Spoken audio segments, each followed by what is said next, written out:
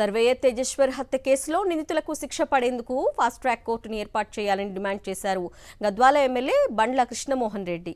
ఈ మేరకు సీఎం రేవంత్ రెడ్డికి లేఖ రాశానన్నారు. 6 నెలల్లోపు విచారణ పూర్తి చేసి నిందితులకు కఠిన శిక్షలు పడేలా చేయాలన్నారు.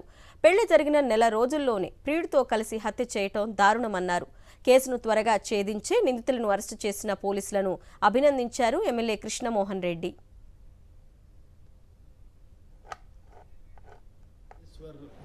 చనిపోవడం చాలా బాధాకరం. ఇటువంటి సంఘటన గద్వాల ప్రాంతంలో జరగడం కూడా దురదృష్టకరం.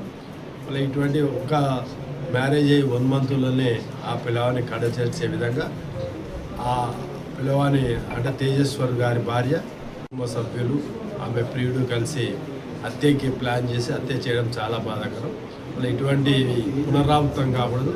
రాష్ట్రానికి చెడ్డ పేరు తెచ్చే విధంగా మళ్ళీ ఈ గద్వాల నియోజకవర్గం జరగడం బాధాకరం.